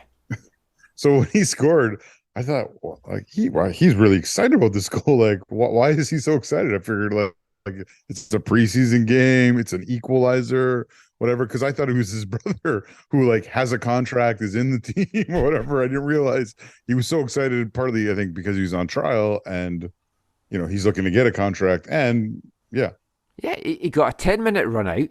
He'd played the night before in a VMSL game and scored in that VMSL game for BB5, and then gets that goal. So every right to be excited. So he is on trial. How it works out, who knows? But if both the Polisi brothers reunite at Valor, I think that's a strong addition for it. It was great to see them catch up with them. Caught up with Phil DeSantis as well after the game. Not for an official chat. We're going to do that closer to the season, and to preview the TSS game as well. But we had a good 5-10 minute chat, just talking about football and life in Winnipeg and how he's done at Valor so far.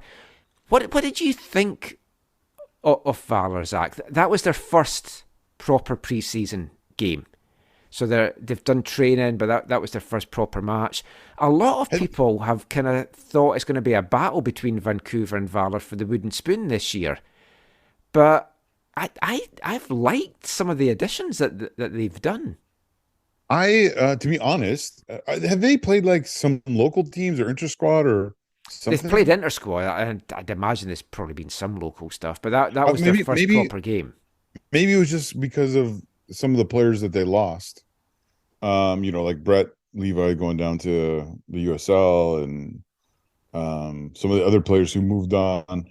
I kind of I kind of thought they would be not as good as they were. Let's put it that way. So yeah, I Yeah. thought they acquitted themselves well. I'm really glad that Vancouver FC didn't lose the match to them. That would have been kind of disappointing, because I think Vancouver FC's preseason, in terms of results and also in terms of preparation and getting the players ready, I think has been really positive. In part because, you can correct me on this, but they haven't lost yet, right? Well, they lost to Trinity Western, but that was more the trialist guys that was playing that. That was a 2-1. Was it a 2-1 loss? That was the very, very first game they played, and then they played the Oh, right. That's one Unity the second Yeah, time yeah. around. Sorry. Yeah. Oh, yeah, right. Sorry. Okay, so they did lose that one. Right. But that wasn't the squad. This was the guys that were there. That was in the trial, trialists. the guys Right, that had come okay. out of the open trials and stuff. So since they've had the proper squad, they've had a couple of draws and a bunch of wins. Yeah. Yeah. Okay. Which I think I'm not asking this from like, hey, I'm keeping track and whatever. It's more of like for the morale of the players. You know what I mean? Yeah, well, they've got a couple more friendlies coming up. They've got one next weekend against FC Tigers in Richmond at Minaroo Oval. Hopefully, folk can get out to that on Saturday night. It's going to be the kit launch as well. We'll be out at that one. There's a couple of other games going to be getting announced that aren't announced yet against League One sides, so watch for those, because they're wanting to take the team around as many of the communities as possible. Yeah. Which is great to see. And you just kind of want to spread the message of this. I think it is starting to capture some of the imagination of some of the locals. I still don't think they will pack that stadium out week in, week out. There'll be some games that are really good attendances. I think if they can break 3,000 on a regular basis, I take that as a positive. I would imagine the club are looking for a lot more than that on a regular basis. But just looking at how it's been around the rest of the league, 3,000 to 4,000 attendance-wise, I think would be seen as a good thing. But obviously they're targeting as close to sellouts as possible. Yeah. If there's a stadium that can actually hold over 6,000. I don't know what the number is, but obviously my desire is for it to always be sold out. Be full. The stadium. The stadium, yeah. It's getting there. They've got some metal going up now. Not the concrete has been poured yet, which is a little bit concerning, because now I'm not an engineer or an expert, but someone had told me that sometimes you can need up to 30 days for the concrete to set properly, which is not a lot of time then to get everything put up. But it is basically a flat pack stadium that they're building, so that it can go up very, very quickly. Yeah, like all that's there kind of went up in like a week or 10 days. Like it was really, really. Yeah. The quick. West Stand is really starting to take shape. I don't think I've put my photos up yet, but by the time this comes out, the photos will probably be up of all the photos. I put a couple out on Twitter. Yeah, I've taken other ones as well. The south end is the concrete looks laid, right? And then the east side, no concrete. No concrete on the east side. That's the side that's concerning me. Yeah, that's fair. Yeah, but I mean, it's getting there. It's coming along, and it can go up very quickly. They were working on it on Saturday. I think the cold snap we had has delayed stuff, especially in terms of the concrete aspect. So hopefully, if they can get some weekend work in, it'll start to come along. But it's all looking good. Can't wait for the season to kick off. And when it does kick off, Zach, there's going to be a new playoff structure in place. Yeah. So we'll just round this section off to talk about it. So for anyone that didn't see it, the last couple of years, it's the top 4 that's made the playoffs. This year, the top 5 teams will make the CPL postseason. 5 out of 8. Not a huge fan of that number, just as I've not been a huge fan of the amount of teams that's getting in MLS this season either. But come the end of the season, 5 teams will go in, increasing the field by 1 team from last year's playoff structure. There'll be 5 total matches in the playoffs, with each of the CPL regular season's top 4 sides guaranteed to host at least once in postseason play, making positioning in the table crucial and very important. And you want to kind of honour that. So the way that the brackets kick off, the playoffs are going to begin on Wednesday, October the 11th, where the 4th place team will host the 5th place team, and then whoever wins that game will play 3 days later against the 3rd place team. So it could be 3rd v 4th, 3rd v 5th. The other end of the bracket, 1st will play 2nd. And you might be thinking, oh, that's a bit weird. Why would 1st play 2nd and not 1st play 4th? Because whoever then wins that game automatically is through to the final. Yeah. And I like that because it's really rewarding a top 2 finish. And especially if you're the winners and you win that and you're into the final. Also, it should be noted that whoever does win the regular season in the CPL this year will qualify for one of the CPL's 2 spots in next year's CONCACAF Champions League, with whoever then wins the playoffs getting the 2nd spot. And if it's the same team... Actually, if it's the same team, I don't know if it's the finalist or the runners-up. Or the 2nd place, yeah. That's the only thing I hadn't read. So that's an interesting one. So whoever loses that 1st v 2nd matchup will then host the winner of the 3rd versus play-in matchup to get into the final. So all great stuff. I mean, I like it in one regard because it's given teams more than one chance. So if you finish 2nd and you lose your first match, you're not out. You've got another chance to play another game to get through. That aspect I do like. I also like that any playoff match that's tied after 90 minutes is going to go to extra time this year, to 15 minutes, and then to penalties as opposed to straight to penalties. So I'm sure you're pretty happy about that as well. But yeah, just what's your thoughts on it? Okay, so my thoughts overall are this. Number one, I wish that there wasn't a playoff format. I wish that there was. I do that too, yeah. I wish that there was a league competition where every team plays every opponent the equal number of times, home and away, and the team that comes at the top of the table is the league champions. I recognize we live in North America, and there is a strong desire to have some kind of winner via tournament at the end of the regular season. They would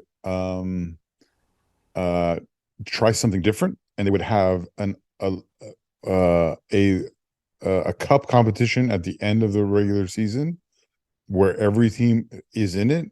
And so instead of doing the following the predominantly the rest of the world model where your cup competition is running concurrently at the same time as your league competition, have it just do the cup at the end of the season and everyone's in it. So you have 8 teams, maybe it's a home and away, or maybe you get creative and you do something like they've done with this playoff format. Get creative, try something different.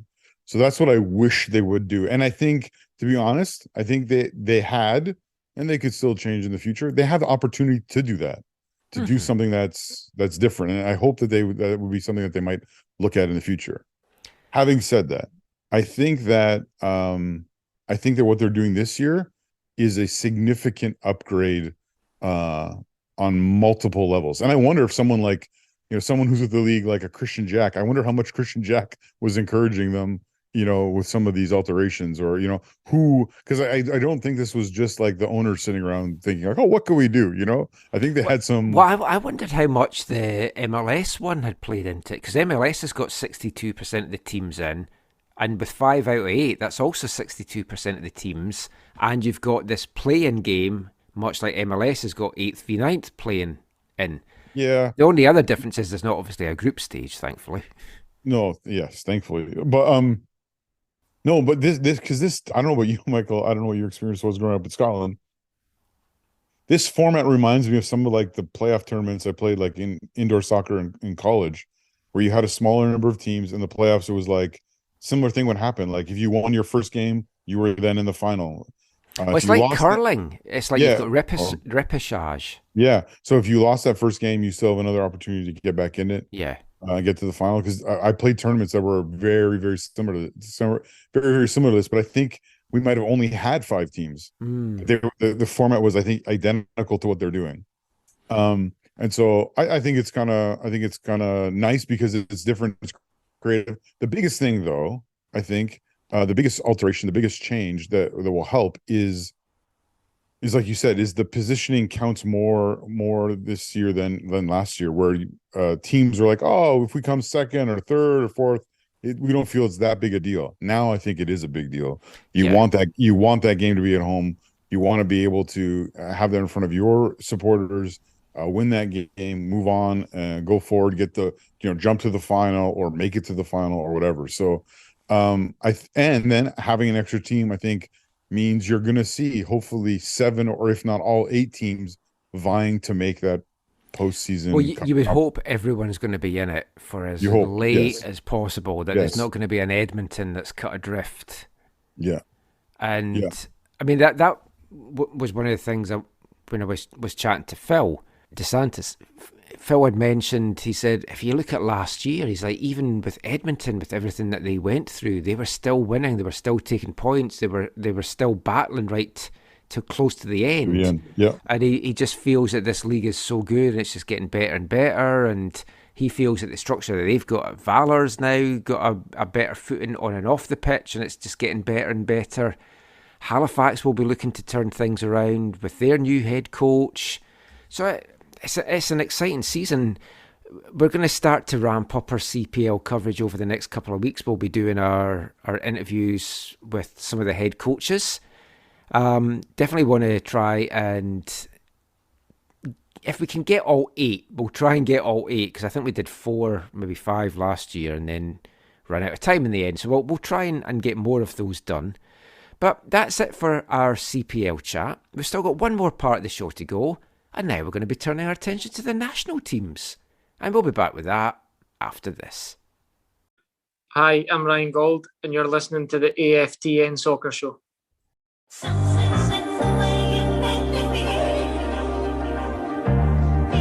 MOG 2023 Static Selector. SOS Sessions.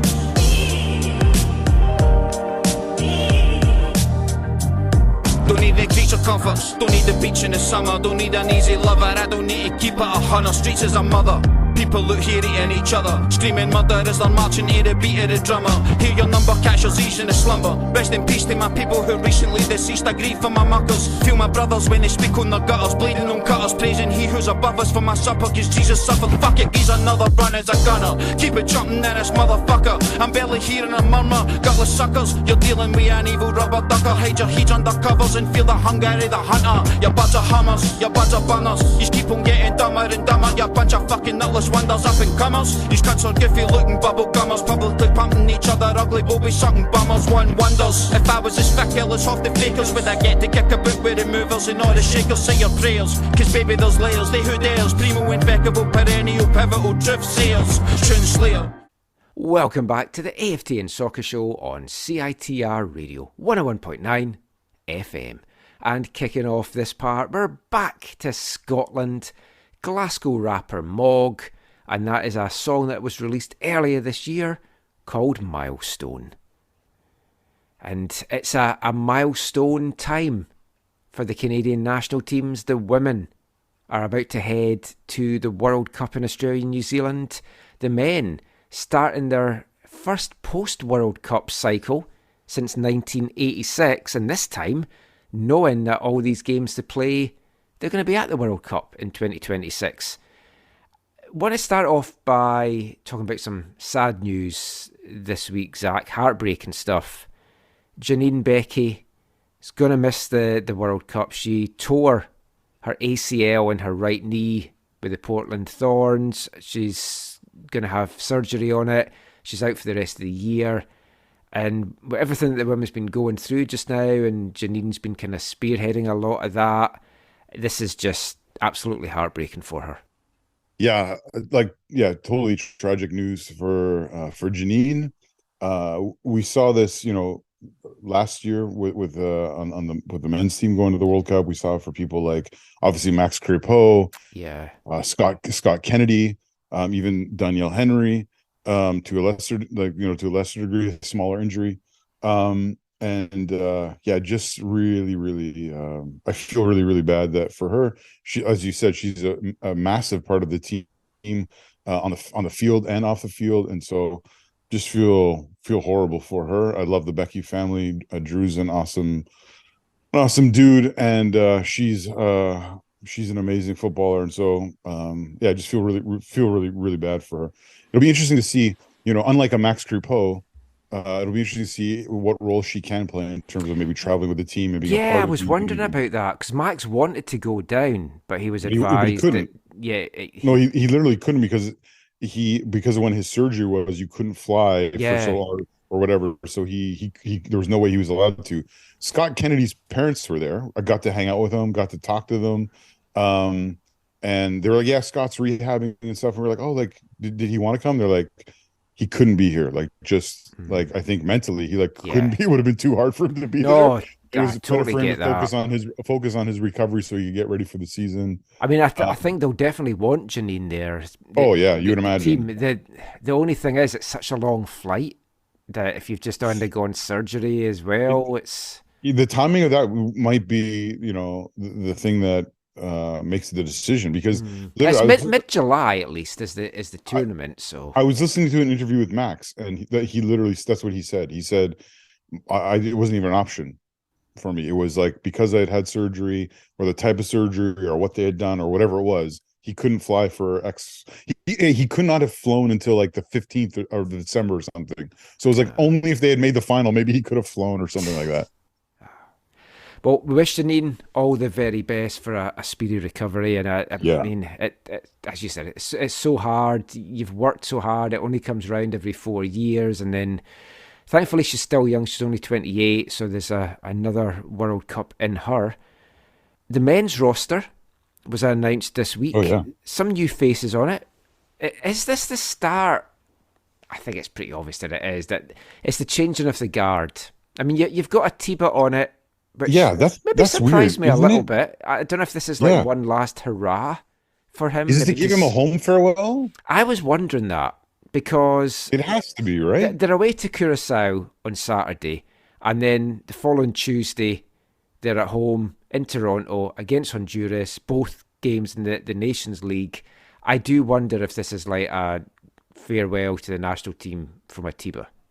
It feels like it has to be, because is he even like what happened? He's still unattached.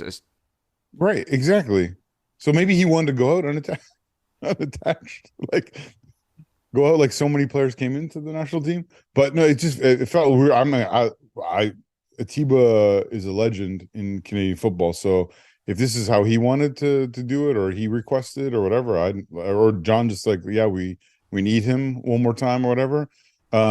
But it feels like, surely, because isn't part of the discussion like he's supposed to retire in like this summer? Wasn't he supposed to retire? Possibly. I mean, there's still been rumors around like the CPL, right? Ottawa were kind of trying to tempt him to come and play for them. We've spoken privately that we'd have loved to have seen him here in Vancouver. It would have been such a great marquee signing, and he would just have raised the profile of the club. And if he does sign for any CPL club, it's going to raise the profile of that club locally. Totally. But, I mean, it is the changing of the guard starting. I was actually surprised there wasn't a few more new faces that maybe got a look in this. Just looking at the opposition of Curacao and Honduras, I know you can't take anything for granted, obviously, and there is a lot more on the line now for the Nations League in terms of Copa America qualification and stuff like that you can't just necessarily call up loads of young guys. But I was surprised that maybe wasn't a few more. But it was great to see Victor Laturi getting a call up. He's done really well with Ross County.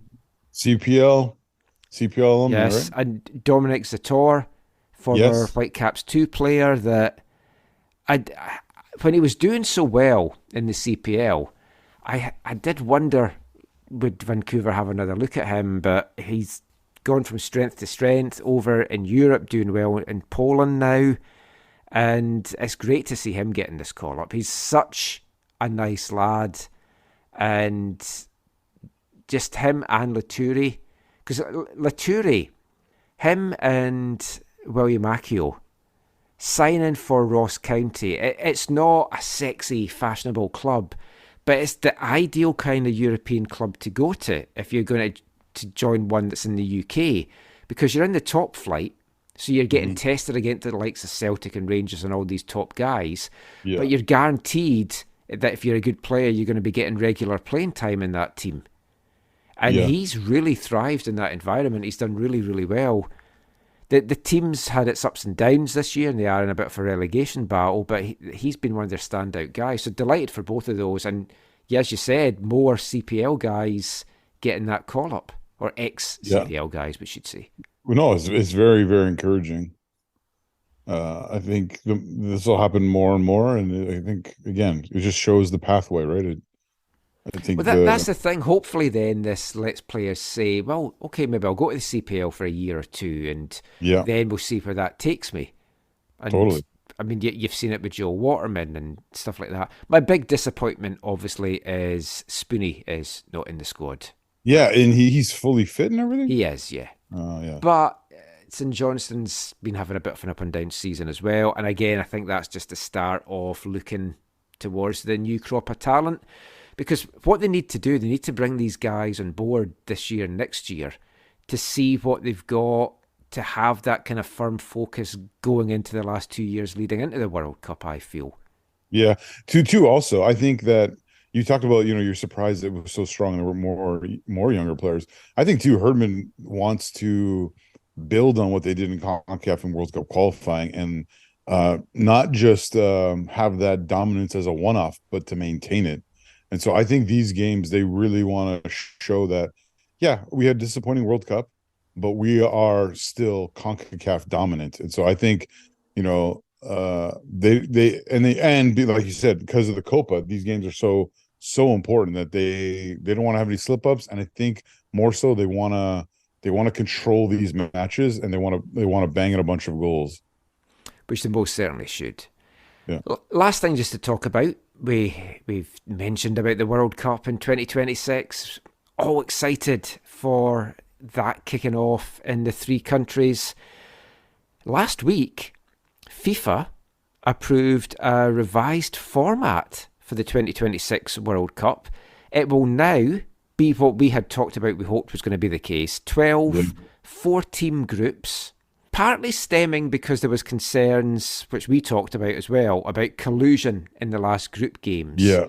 Which was going to happen. If two teams just needed a draw to get through, it was not going to be a good spectacle.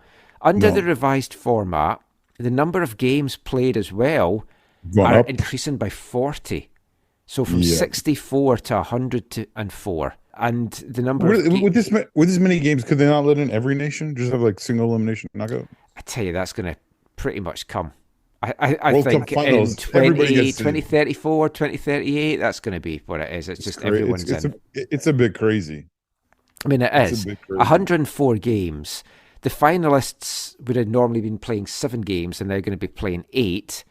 The tournament is now being increased from 32 days to 39 days, so it's going to last another week.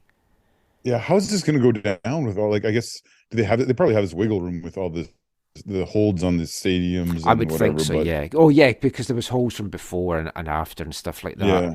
Each team will still play 3 group matches. The top 2 will go through, with the top 8 third-place teams joining the group winners for the new round of 32. So 40 extra games than what was played at the World Cup that we've just seen in Qatar. We knew there was going to be more games because there was the extra teams. But now there's a further 24 more games than what was originally planned. So the question that everyone is now wondering is, how many of those 24 games will come to Canada? How many of those will come to Vancouver? But I mean, you can be pretty sure we're going to get more games here. I would have to think, especially because of the way that the split had been done. It was a 10-10-60 split, with Canada getting 10 games, Mexico getting 10 games, and the US getting the rest, the bulk of the games, at 60. Well, FIFA split the 24 more games that we're getting now in a same kind of way, or will they give Mexico and Canada more games to host? I mean, if you're doing it pro rata, Canada and Mexico were hosting an eighth of the games that were going to get played. So if they're having an eighth of the 24 games, that's just an extra 3 games. But I'd like to think that this is an opportunity for them to have a more equitable split and to have Canada and Mexico both hosting more than just an eighth of the games. So I would hope we get at least an extra 8 if they split between the 3 countries. Yeah, but they won't do that. Well, that's crazy. I can see he's getting at least 2. At least 2, right? Two to Canada, 2 to Mexico. If it was just 2. 2 to Canada, 2 to Mexico, 20 to the US. No, it would be great if Canada received a significant amount, but based on how they did before, I feel like that's highly unlikely. Well, I guess it's going to depend on how they have the groups based, because we've talked about will it be solely Vancouver, will it be Vancouver, Seattle, that will be sharing the teams and stuff. You've obviously got the border crossing and stuff that can make things a little bit more complicated with that. Do you think they'll do a thing where they'll, as opposed to saying, okay, you're playing like in a pod here with these two communities, they'll do a thing to Canada or Mexico where they'll say, hey, your games, because you're a host country, you're going to play in Vancouver and Toronto, even though you have the extra or longer travel than maybe some of the other teams? There's no way they're going to make them fly cross country. I know they did it for the women's one before anyone says, but it's going to be an east-west. Well, east-west. Canada did it for the men did it for the under-20 World Cup too when they played in Edmonton and Toronto. Yeah, I think the way that they've picked the whole cities, though, it's clear what they're looking at, and it's like they wanted Vancouver and they wanted Seattle because of the proximity and the big stadiums, and to me that makes it's going to suck. If Edmonton had come in, you could maybe have done it. You could have had Toronto, Montreal, but yeah. Yeah, it's going to suck if all the Canada games are in Toronto, because then we have to spend a lot of time in Ontario. I would imagine that Canada's going to be pushing to be in Toronto. I don't know. I mean, if John Herman's still the head coach, to be in his home city, I'm sure that would be something special for him. I don't think Toronto's ultimately a shoo-in. I don't think it's a shoo-in either, but I think it's the favorite. It has to be the favorite. Probably. But I would, if they do that, it would be great if they made it so that maybe the round of 32 game coming out of that group would be. Yep, so a lot to look forward to.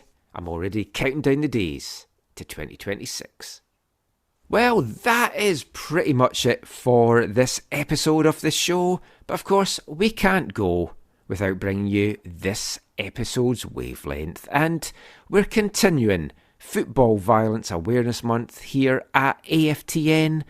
And this time around, we're going across the globe for a song from Indonesian hardcore punk band Head Up, nicely named from a football point of view as well. And this is a song that they released towards the end of last year, which was following the bad riot that they had at one of the Indonesian league games. I don't know if you remember that or if you saw the coverage of that, between two teams, Arema and Persebaya. It was a riot that sadly 125 people died, over 180 were injured, and it had been just a lot of football violence down in Indonesia at games over the years. So this is Head Up and their song, Stop Football Violence.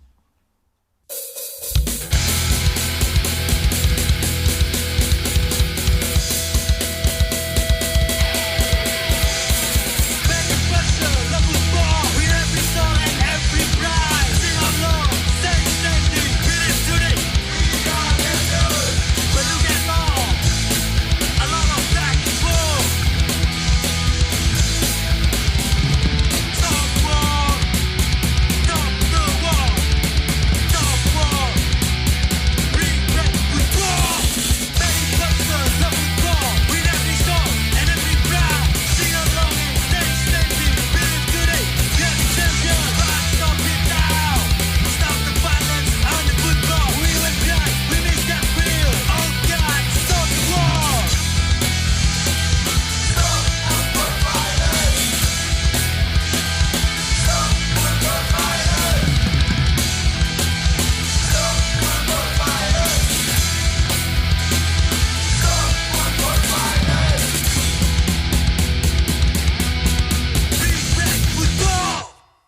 from Indonesia head up there with their song, Stop Football Violence.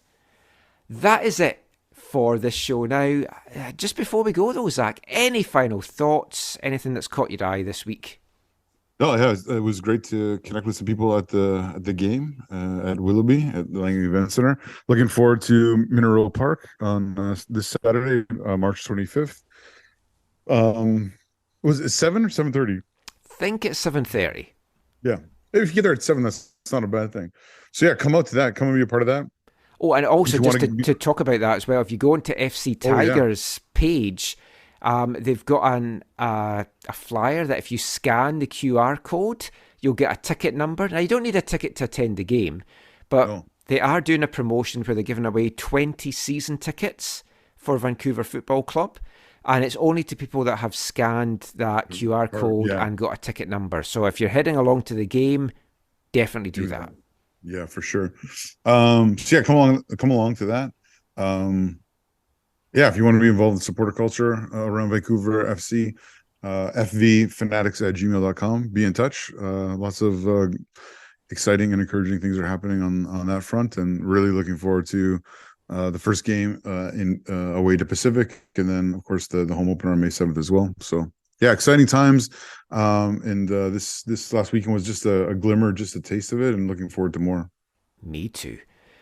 I'm Michael McCall. Give me a follow on Twitter at AFTN Canada. Read our stuff away from the numbers, aftn.ca. Want to give a big shout out to our new writer, Felipe Vallejo, that we have taken on. He's going to be covering Vancouver FC and CPL amongst some other stuff for us. You might have seen his work already on Last Word on Sports. He's an excellent young writer, and we're very pleased to have him as part of the AFTN team, and we'll have him on the podcast as well, on and off this year. It was good to meet him the other day there. Yeah, so he took in the game on Saturday as well. So welcome aboard, Felipe.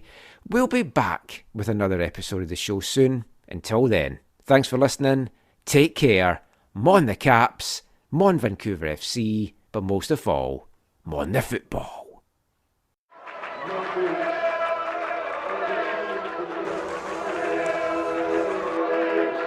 Going to your first match is an experience you never forget. The atmosphere of what's going on around the pitch looks beautiful, and you always look and go, wow, I'd love to play here one day. If you get the bug, it's going to stay with you for life.